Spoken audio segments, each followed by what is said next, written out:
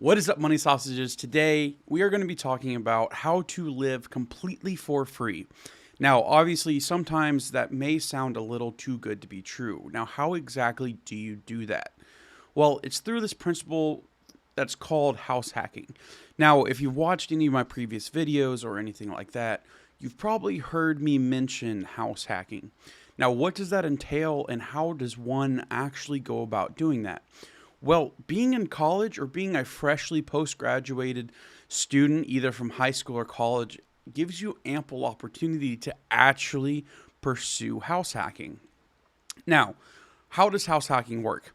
Yes, it may sound way too good to be true, but it is a reality, and a lot of people actually do it if they know how to properly do house hacking and also how to actually build their portfolio.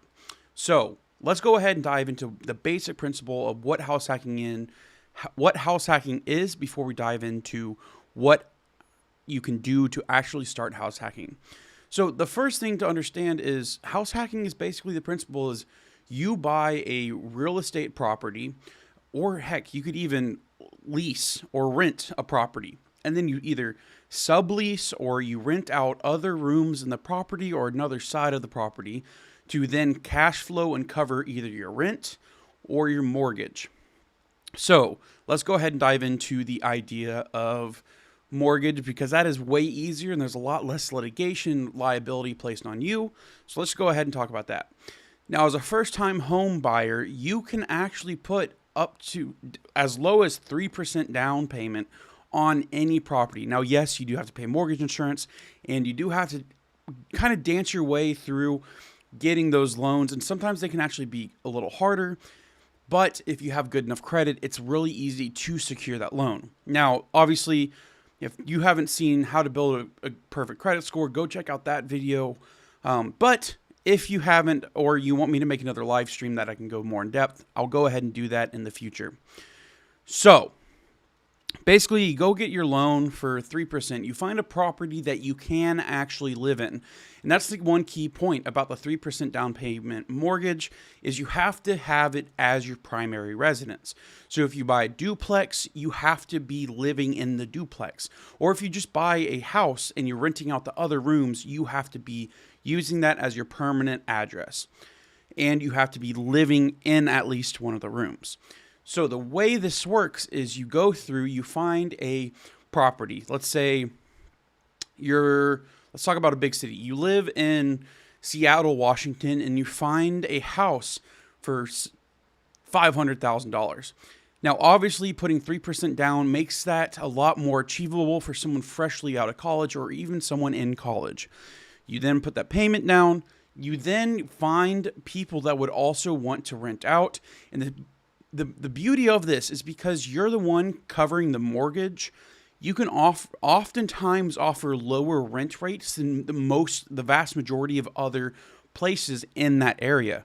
For example, if you were to rent out a 4-bedroom, 2-bath house, you could probably rent it out for $1,000 a month per room. Now, if they were to go to get a 1-bed, 1-bath apartment, especially in Seattle area, you could be paying all the way up to sometimes $2,200 and some. So that's where the huge benefit is one, it's a advertisable asset, and two, it'll help cover your mortgage. Because frankly, having a 4-bed, 2-bath house in Seattle, you could roughly expect your mortgage payment to be in the ballpark of anywhere from $3,200 to $4,400 per month. Now, if you're getting someone to come, if you rent out all 3 of your other bedrooms and you live in the master bedroom, you could easily get $4,000 plus some to cover your mortgage. So not only will you be covering your mortgage per month, you'll also be cash flowing some on top of that for property insurance, property taxes, and whatever else you may have. So that is one really, really good way to actually live for free. And it is through that house hacking, buying a mortgage or buying a house, getting a mortgage, and then renting out the rooms and getting yourself frankly, a good cash flowing property and real estate in a prime real estate location while covering all of your expenses. So that is one really easy way to house hack. But on the other end, you could also do, go in and buy a triplex, a duplex. Now, there is some more litigations and stuff you have to go into.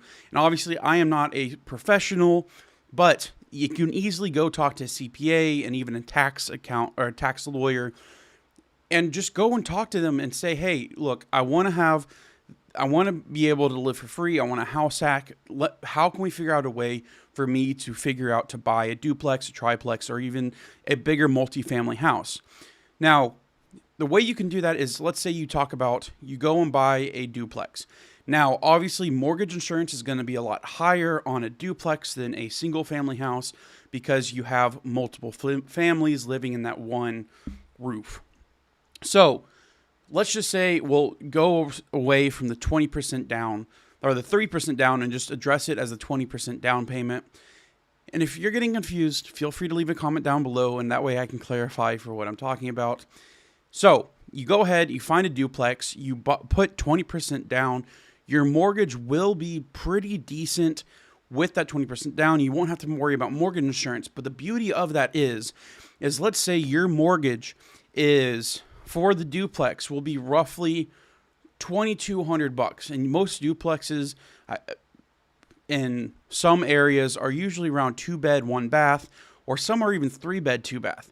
But the 2-bed, 1-baths, they usually rent out around $2,200 a month, and sometimes even as low as $1,100 a month. But the thing is your mortgage on that property, you can usually get a duplex really cheap. You can get a duplex for sometimes right around $150,000 to, if you buy a really, really nice duplex, all the way up to like $500,000.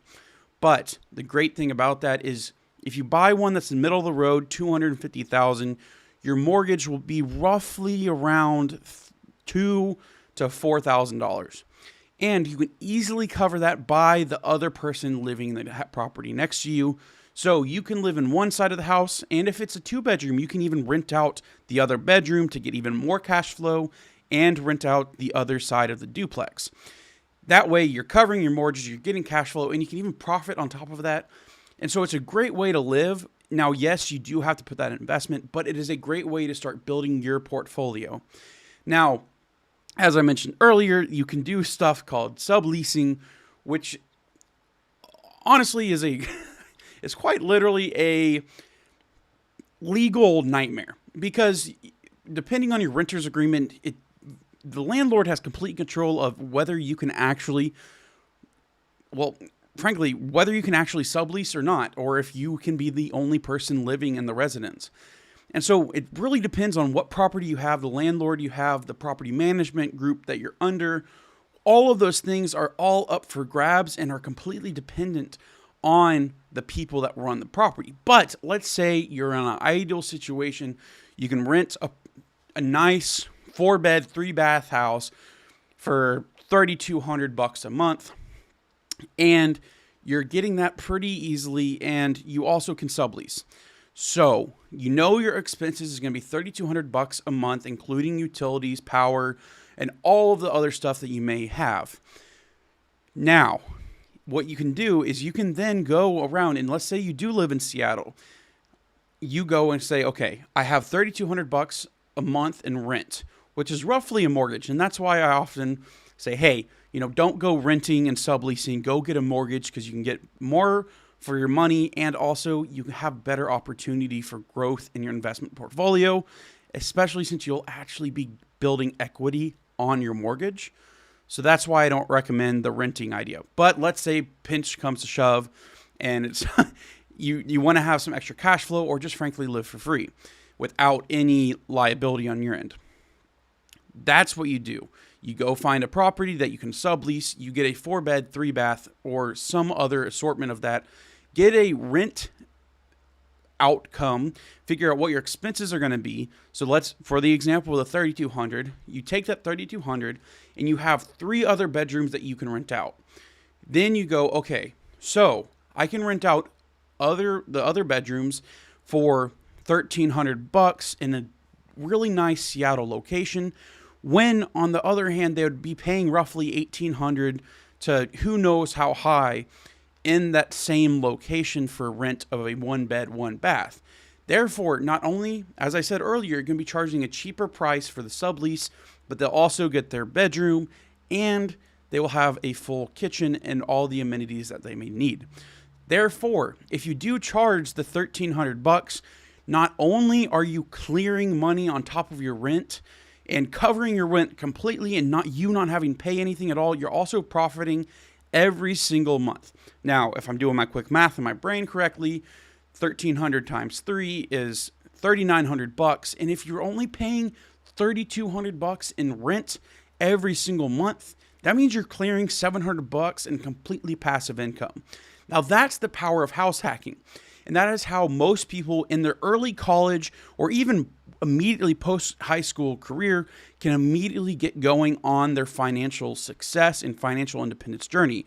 You can find a property for really cheap and just rent out the other rooms and slowly build your portfolio and build more and more passive income.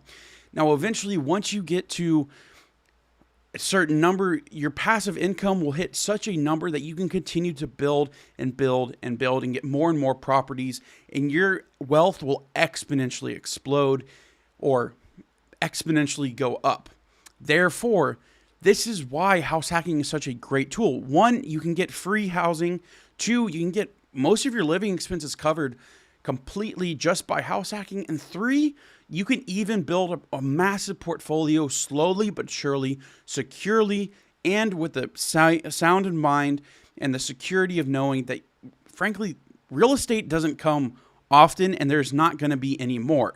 Therefore, you're pretty much guaranteed that this real estate market or whatever real estate you buy will actually go up in price.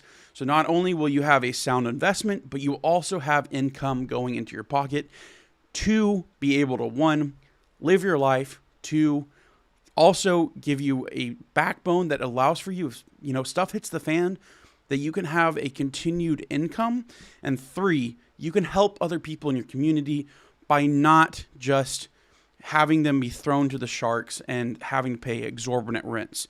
So if you approach this from the idea of you're helping other people, and by your helping other people, you somehow manage to profit or you just be able to live for free, that's how you should be going about it. Don't be doing this just for the fact of becoming greedy. Don't forget to help other people along your journey. And that is what's going to get you to such a place financially to where you will actually be free. Now, obviously, most people think that being free merely means you're able to do whatever you want. Now, yes, that is an aspect of freedom, but it's also being able to help anyone in any situation and knowing that you don't have to stress with anything in life. So obviously I can do a whole nother video, a whole nother live stream about what freedom is and what financial freedom really means. But I just wanted to cover how you can live for free. So if this video was helpful in any way, please let me know down in the comments. Leave a like, hit the subscribe button. It would mean the world to me.